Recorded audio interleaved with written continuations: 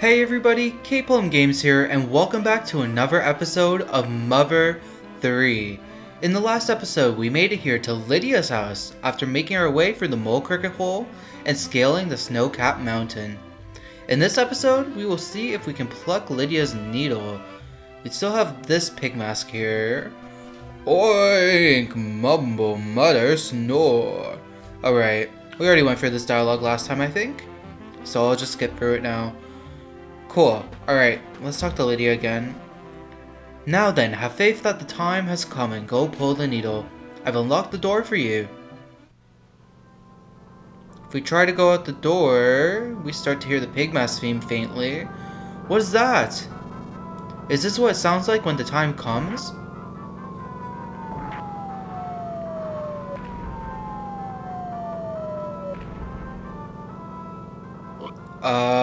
This doesn't sound very good. Alright, well, what I'm gonna say is that there is a really hard boss fight that's coming up right away. If we take a look at our status, we are only level 35 and 32 respectively, so I do recommend getting a few more levels before this fight, and I'm actually going to be doing that off screen. So I'll cut back to Lydia's house once I get a few more levels. Alright, I'm back, and I'm just going to show off the new levels that we have. So Lucas and Boney are now level 38 and Kumatora is level 36. We're definitely to a point where we're kind of getting under leveled, which is why I thought that this training was important to do. And now I feel like we're more on par with what the enemies are going to be like moving forward. So I'd say let's just head forward. What does this pig mask say now? Oh, now he just squeaks and oinks. Okay. What's happening outside? What's going on? Let's check it out. Ba-da-bum. We don't actually get to see what's going on. We just see the rumbling like we did earlier. That rumbling only happens when the needles are pulled, so... I don't know. Hopefully the needle is still intact, but I'm starting to have my doubts. Who could be pulling these needles aside from Lucas?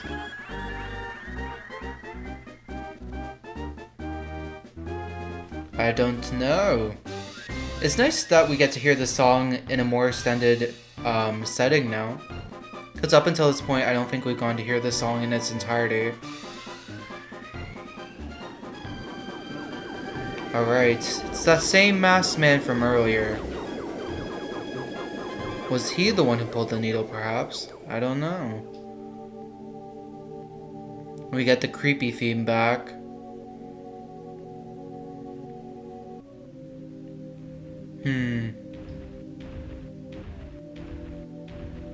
See, the snowman in the back is all broken. And, it's a giant gorilla there. Alright, well, let's see what we got to do. Oh, it's a boss. The steel Mecharilla suddenly attacked. This dude is actually a really hard boss. I would definitely recommend getting a few levels before this fight, as we did.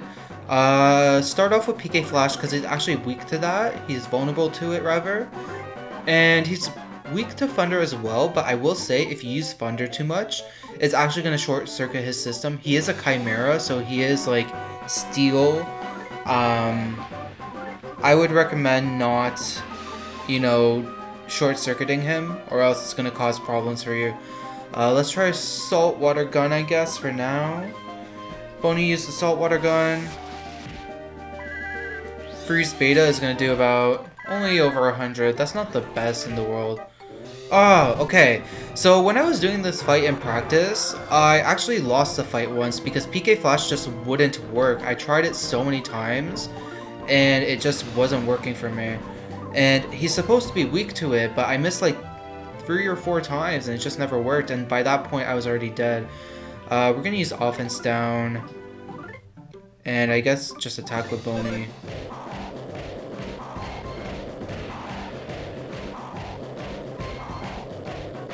Nice! 16 hits. This song isn't actually too bad to combo on. I guess there's that at least. And offense down by 32. Are you kidding me? I missed twice? Oh my god. This is supposed to hit like all the time. But it just doesn't seem to work for me. And also, we are low on health. Sincerity dumpling on Lucas, I guess. Come on, please work. Okay, finally. Couldn't stop crying. Yeah, definitely don't spam PK Thunder in this fight. Try to make him cry, because then he'll miss like he did just now. And yeah, this dude is honestly a big jump in difficulty. Like, I don't know why you can lose to the Lion from earlier in the Chimera Factory, but you can't lose to this dude. Seems kind of unbalanced in my opinion, but you know, it's fine. Alright. We're back on our feet, I think. We finally got him to cry. When I say it like that, it sounds really mean. And he's just like swinging around his like 2 Wrecking Ball hands. That's kind of like scary. Offense up Omega, and I guess defense down again. I don't remember if we did that already.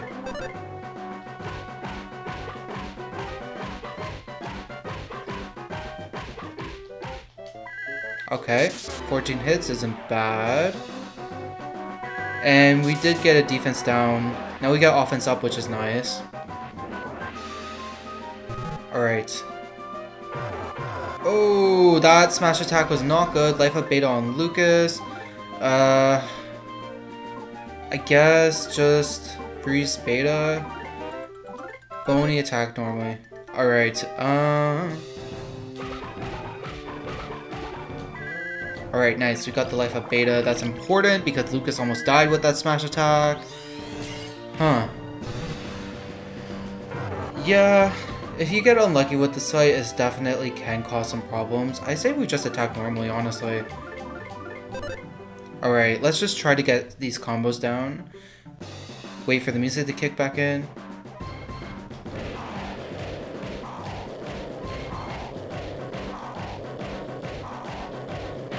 Nice. Okay. And Lucas is a hard hitter, so we'll try with this one.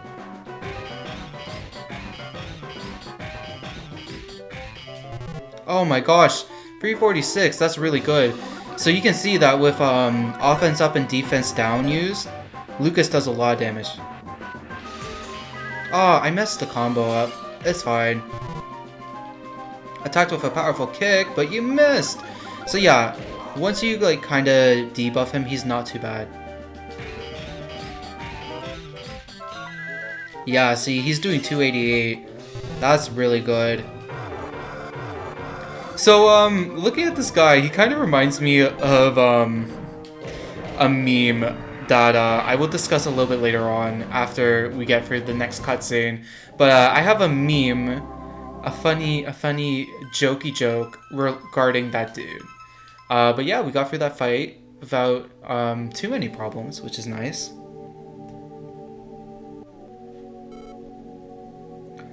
That masked man. Could he be the one pulling the needles? I was wondering the same thing, Kumatora. Is Lydia alright? We should definitely check. We snowmen are mere memories of a single snowfall and nothing more. Pay me no mind. Aw.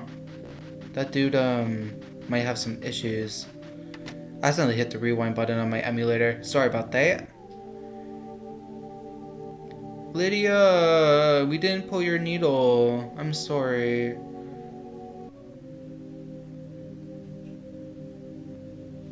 It's unfortunate because now the heart of evil might go to the Dark Dragon, as was discussed earlier. Lucas, someone other than you has pulled the needle. Whatever is inside that person's heart has been passed on to the Dark Dragon. You must pull the rest of the remaining needles from here on out.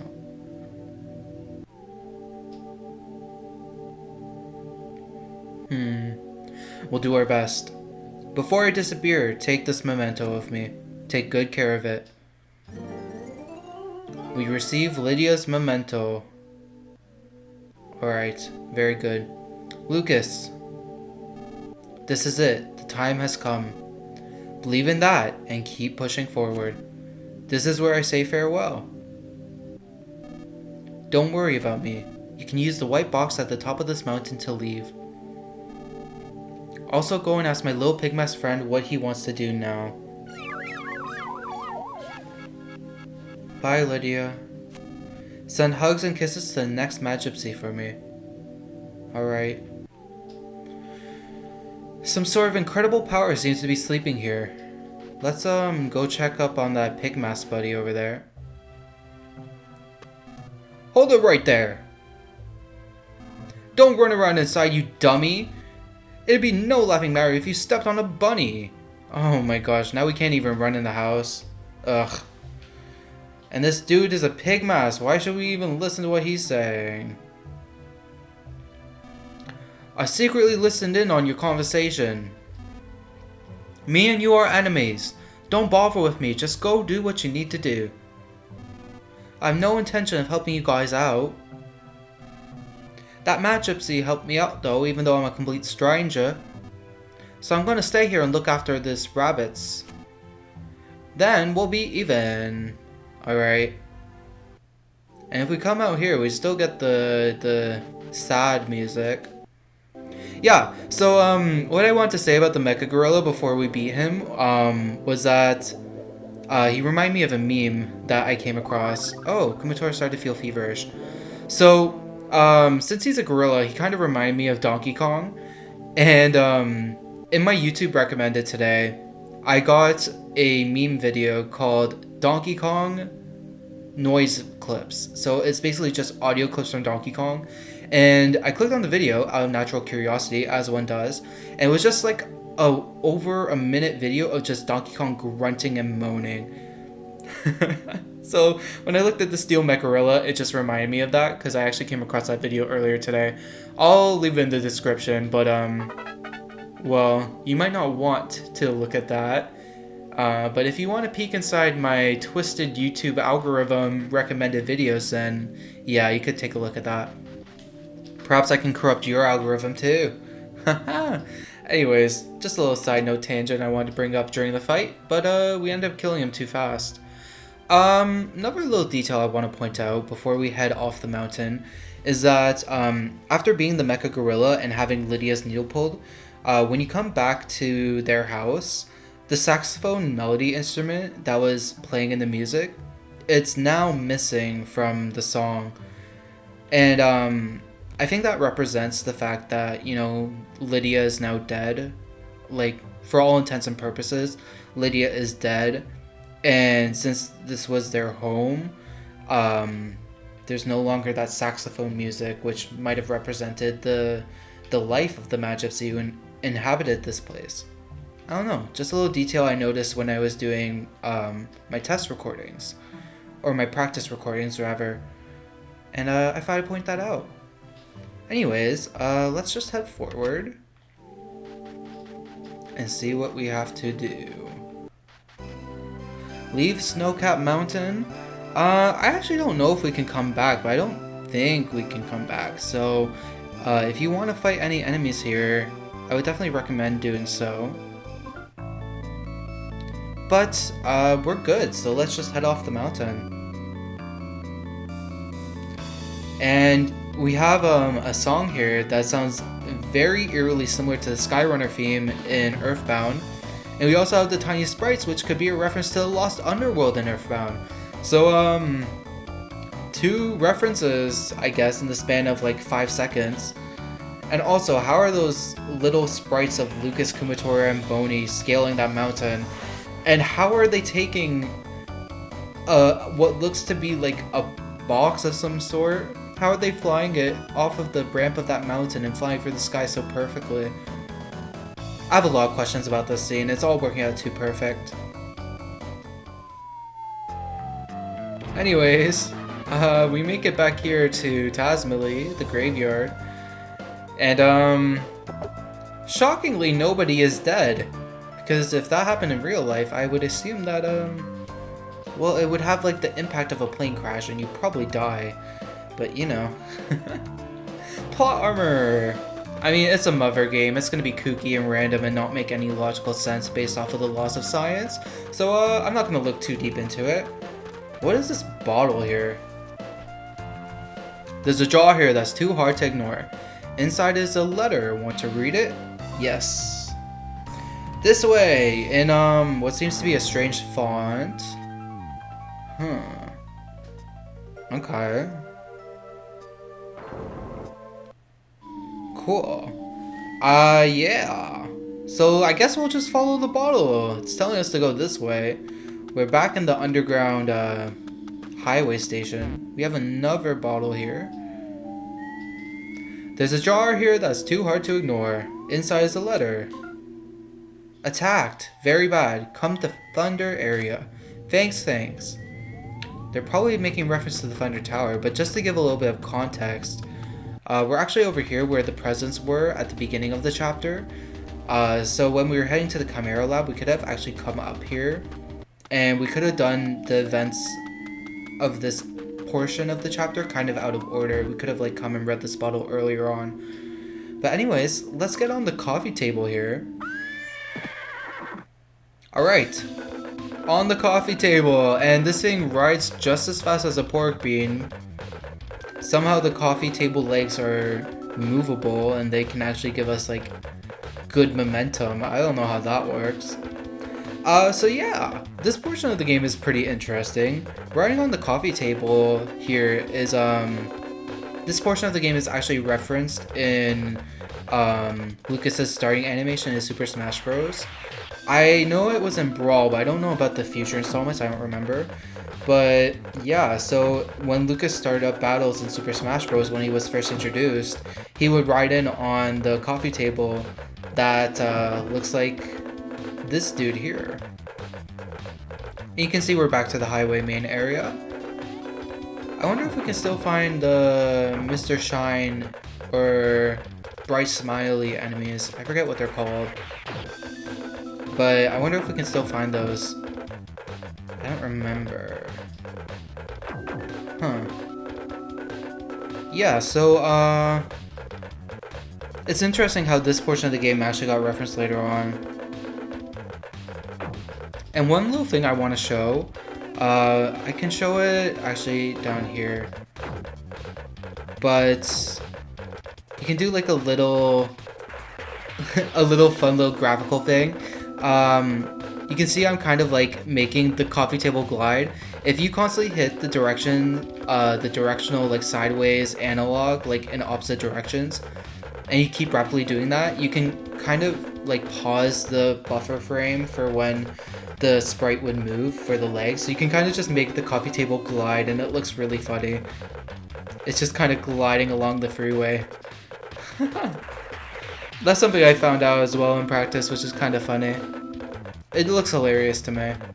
Anyways, before we head forward, I actually want to do some inventory reorganization. Hi there, I'm the friendly item deposit guy. So we're gonna deposit Lydia's memento.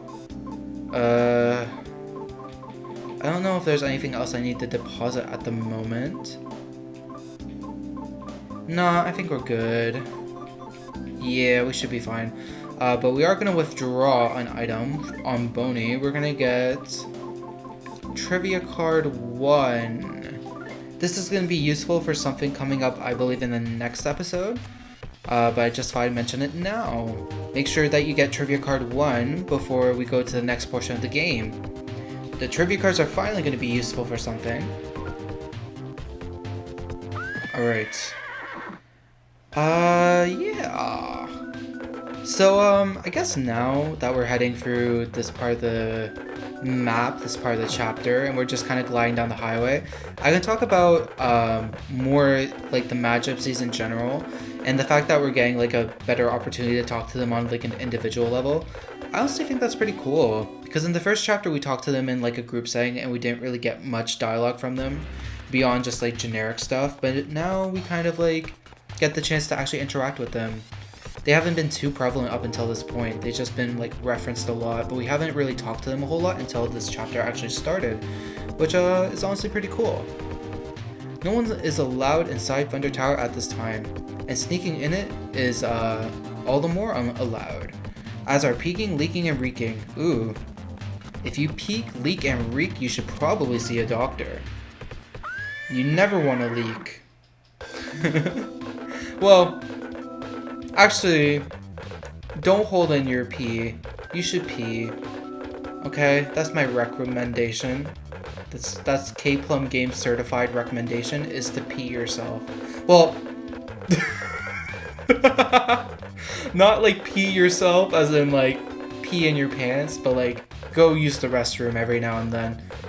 That is a K-Plum Game certified. Pee in the toilet, not in your pants, because that would be bad. Oh gosh. And we're starting to hear some music in the background, which if you're an Earthbound fan, you probably already realize what's about to happen based off of the text from earlier. And the fact that we're fighting roaches on the way to the area associated with the characters who have that unique text. It's all adding up and it's gonna become a giant reference. I'm excited. Yeah, we also have naughty mushrooms, which can mushroomize as well. It's very reminiscent of Earthbound, actually. Fighting the mushrooms and the cockroaches on the way to see these special characters that I'm very excited to see. Yeah, but I mean, honestly though, as I was saying a little bit earlier, it's nice to actually get to have like one-on-one conversations with the Mad Gypsies and get more characterizations from them as individuals. It makes them a lot more like, it's ironic because they're not humans, but it makes them a lot more human to give them that characterization. And look who it is! It's a Mr. Saturn watching ceiling. Oh my gosh, Mr. Saturns are in this game. It took them 7 chapters to show up, but here they finally are. The Mr. Saturns are a fan favorite species from the Mother series. They didn't appear in the original Mother, but they were in Earthbound and they're in this game too.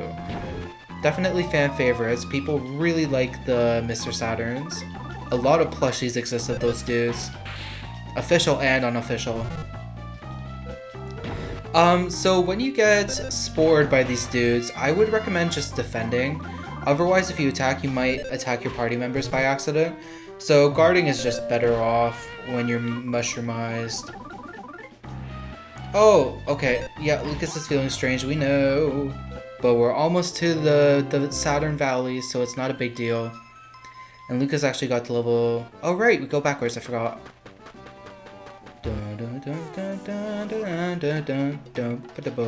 Violent Roach. Oh, I forgot. Oh god, okay. Let's just try to get the combo. Oh! I didn't know he could disobey my commands. Okay, that's no good. I had no idea that Lucas could just disobey my commands. I thought that he was like... Okay. What does Paper Fan do? Cures confusion? Use that on Lucas right now. Gosh. I was under the impression that if I guarded, he would just do that. He wouldn't, like, disobey me. But I thought that when you bashed is when he would disobey you. But I guess I was wrong. These birds are flying away. They do not like us. What are the pigmas doing here in Saturn Valley? This is Saturn Valley. Don't make me explain any more than that. I'm not even really sure what the deal is with this place. Okay. Huh. Well, it seems that we've made it here to Saturn Valley, and we've actually made quite a bit of progress. Even though we didn't get to pull Lydia's needle, we managed to finish off that portion of the game, and we made it here to Saturn Valley, which is pretty cool. Next time on Mother 3, we'll cure Lucas's fever, which he just got, and we'll also be seeing what we can find here in Saturn Valley. It should be an exciting episode. I'll see you all in the next one. Thank you so much for watching, and yeah.